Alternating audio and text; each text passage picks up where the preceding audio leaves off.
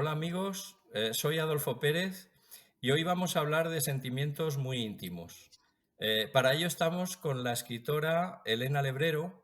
Bienvenida Elena, ¿cómo estás? Hola, ¿qué tal? Muy bien, muchas gracias.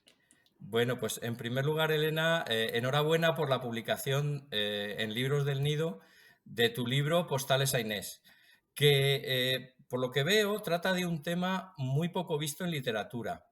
Eh, Cuéntanos, ¿qué vamos a encontrar en Postales a Inés? Bueno, pues es cierto que es un tema poco visto en la literatura, pero también es verdad que se ha abierto un mundo en esto de la literatura y ahora hay muchísima más literatura con esta temática que para mí es un tema universal, porque al final siempre tenemos el prejuicio o el estereotipo de qué son temas universales y a veces lo que escribimos las mujeres no se consideran temas de literatura universal. Y en este caso yo hablo de la muerte de una de mis hijas, de la muerte perinatal, porque murió durante el embarazo, que se asfixió con el cordón umbilical, entonces tuve que dar a luz, tuve un parto en el que mi hija ya iba a nacer muerta, porque ya no tenía latido.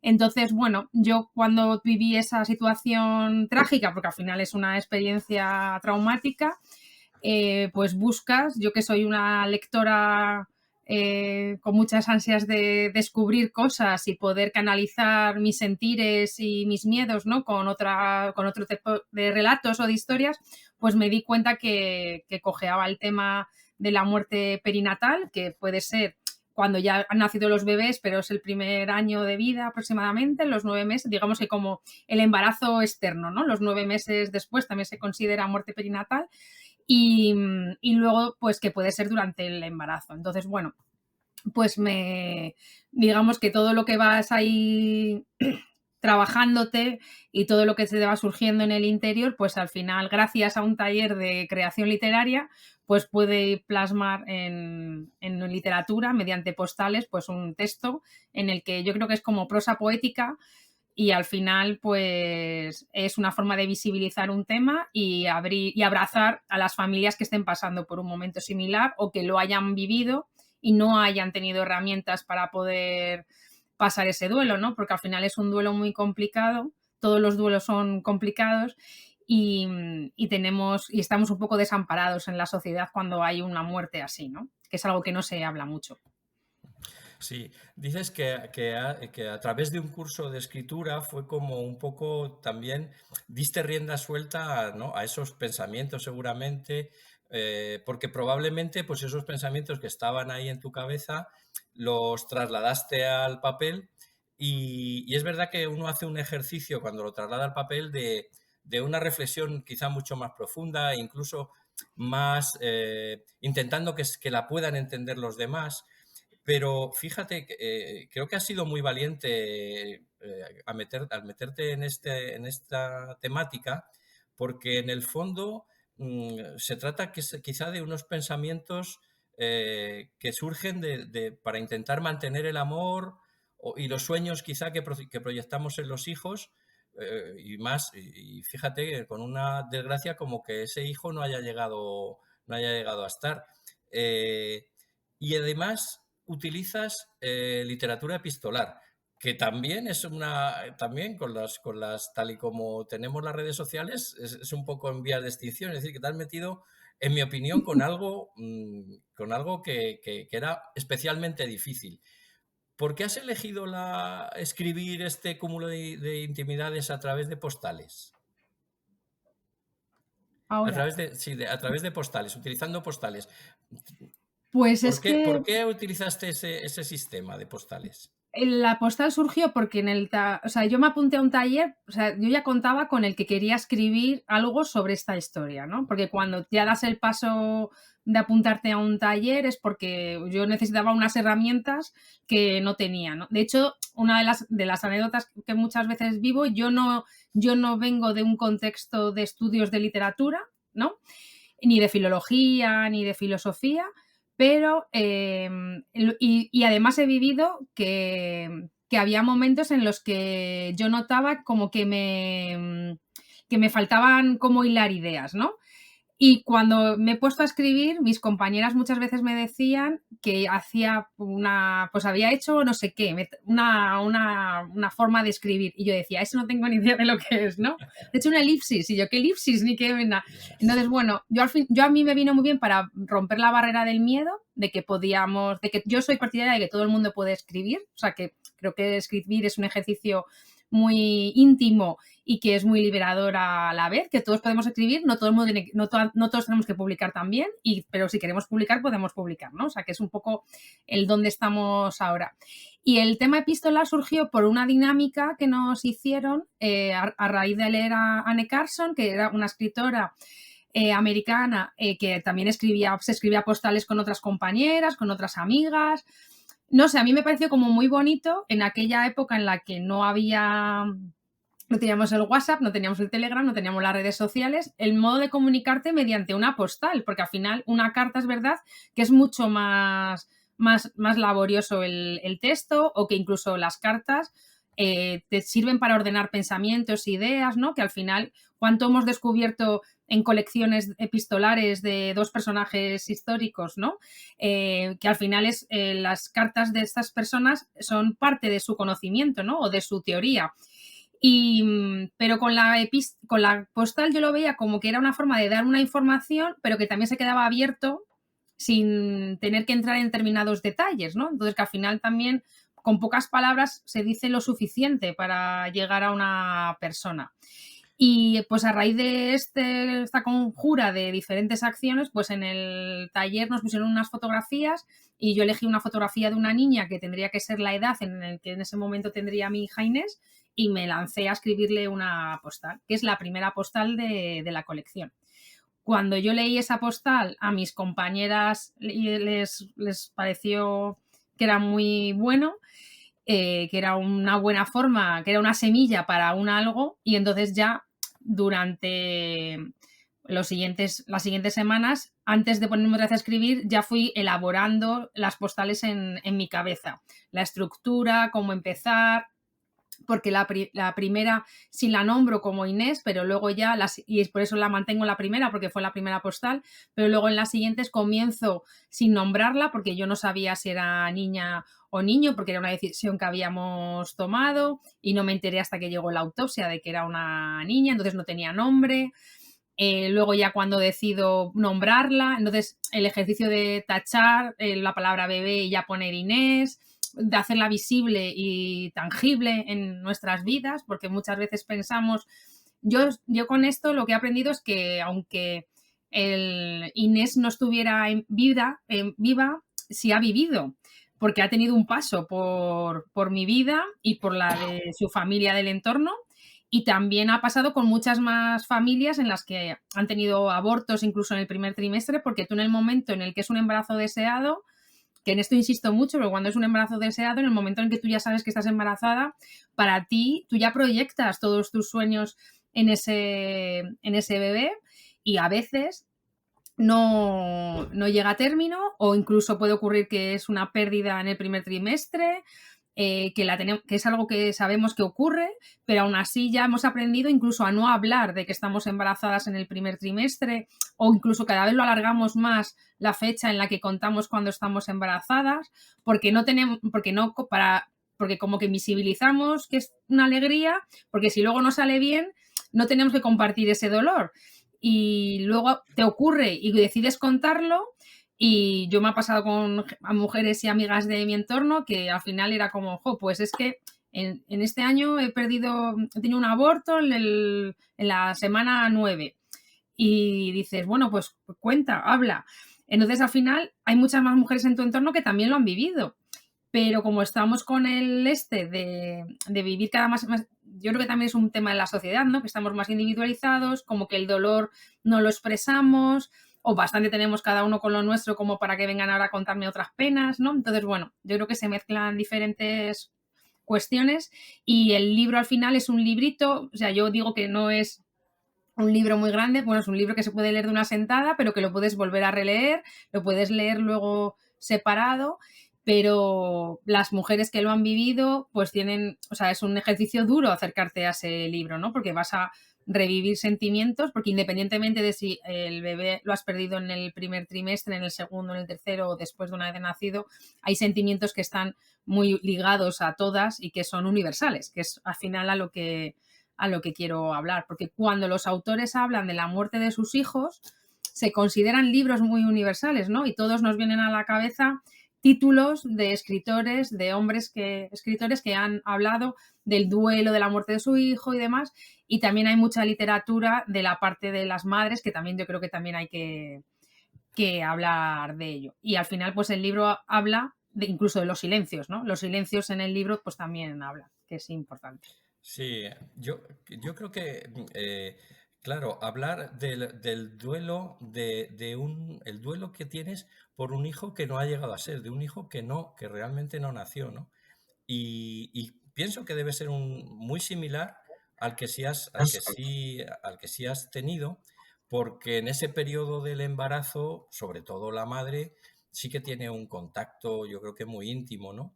Entonces, entiendo que este libro no solamente lo has hecho como algo terapéutico para ti, sino que me da la sensación de que tiene también vocación de enseñarlo a los demás y también de ayudar a mujeres que hayan pasado por una situación similar.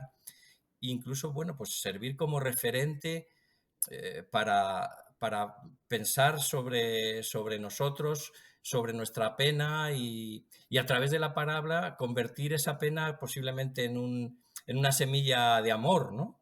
Sí, al final yo además no creo que sea, o sea, es un libro, o sea, no es un tema que te acerques a él por el tema que trata, es un tema duro, pero yo al final creo que es bonito. Yo es un ejercicio de amor a mi hija Inés, o sea, que el libro para mí es así, es e incluso en un momento tan duro como es una muerte de un hijo, al final hay una parte que es amor, ¿no? Entonces yo la quise cuando estaba embarazada, la sigo queriendo, sigue formando parte de mi vida porque la Elena que soy ahora también tiene una parte por aquella vivencia y al final es un ejercicio de amor y de ternura, ¿no? Porque cuando peor estás en ese proceso del duelo, nunca piensas que vas a hablar con alegría o que vas a poder.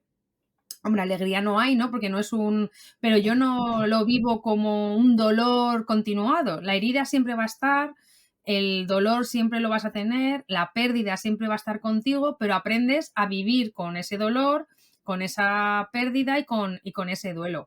Hay fechas en las que te acuerdas más y son más dolorosas, cuando se acercan por la fecha en la que ocurrió que me tuvieron que provocar el parto, o la fecha cuando realmente era la estimada para su nacimiento, ¿no?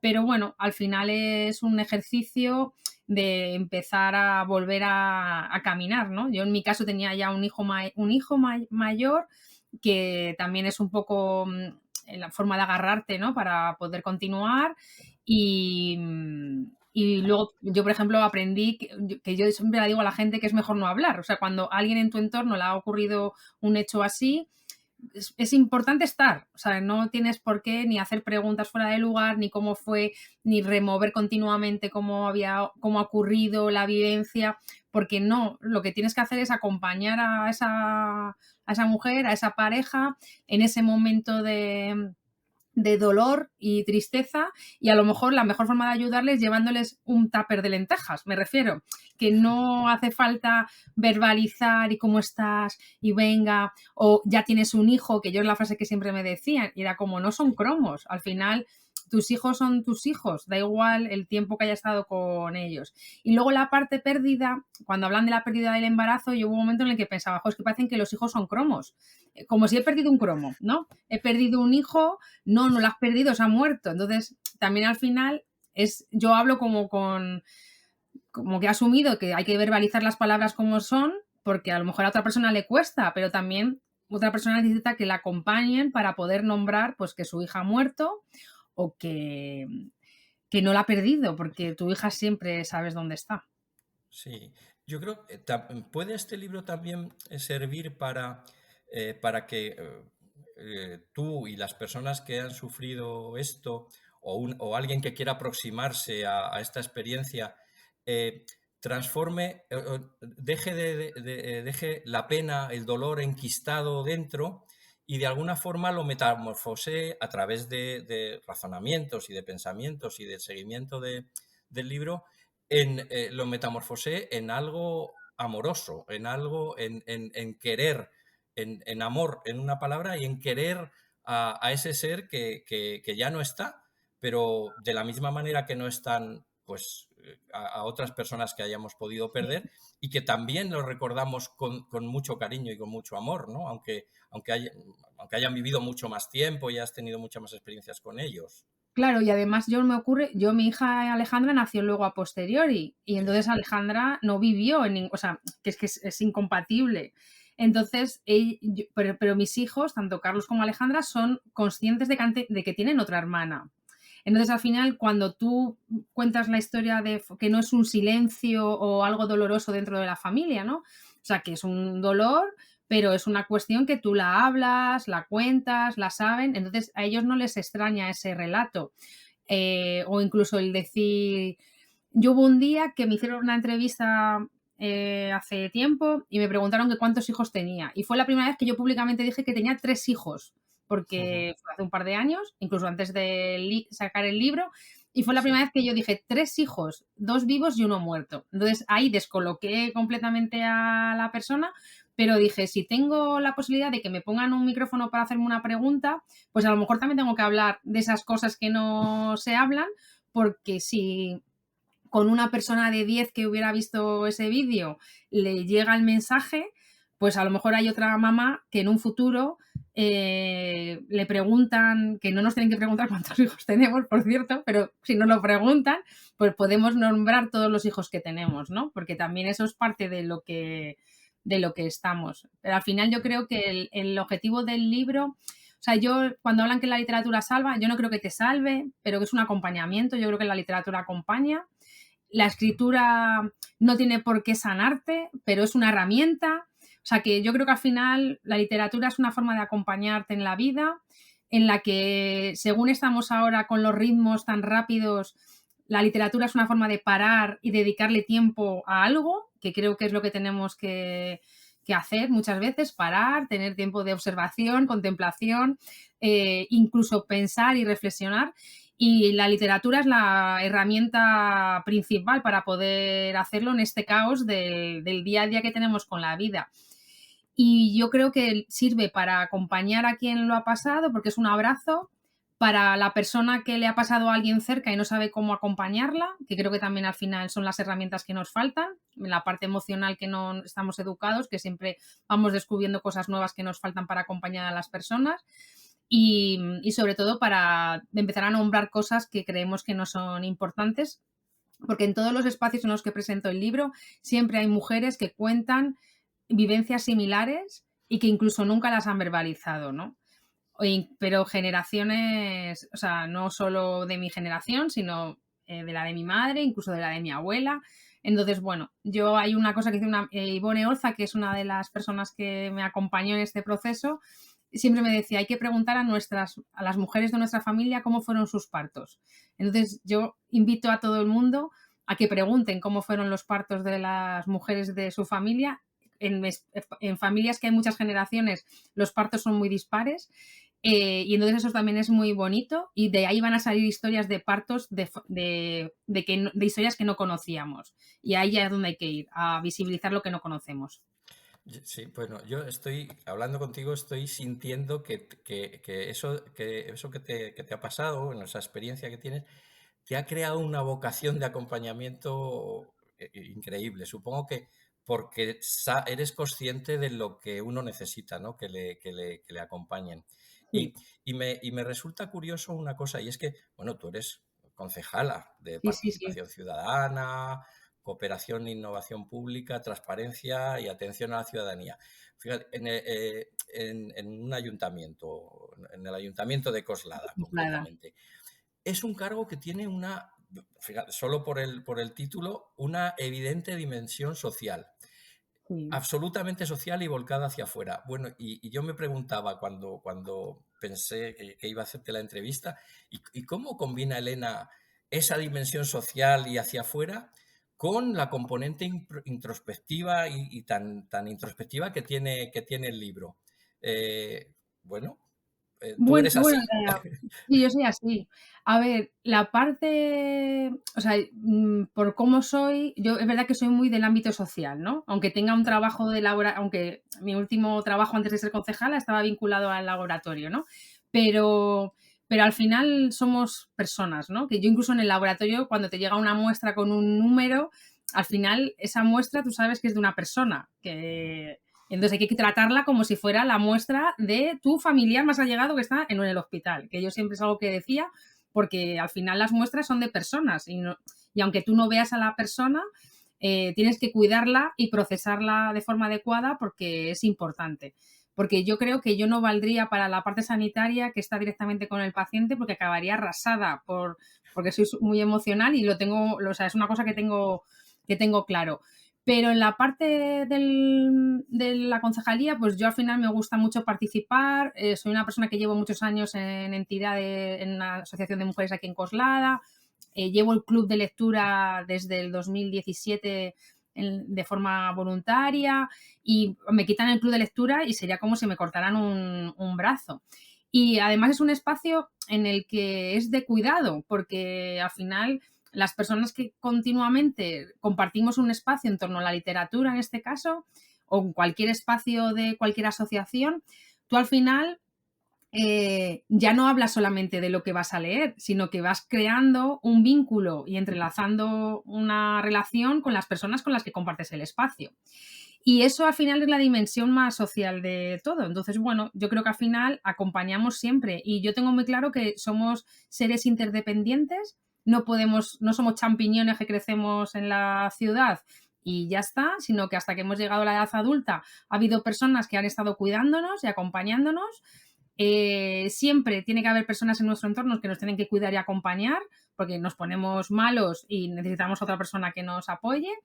Y más allá del sistema de bienestar y la salud pública, ¿no? O sea, yo creo que también nos cuida el sistema, pero también nosotros cuidamos a quien nos rodea, ¿no? O sea, ese momento en el que la vecina te recoge al niño del cole porque tú no puedes ir, o esa vecina que tienes más mayor que le subes el pan, ya lo subes tú el pan porque no puede acudir ella a comprar el pan, o únicamente llamar por teléfono a una amiga porque hace mucho tiempo que no la ves, ¿no?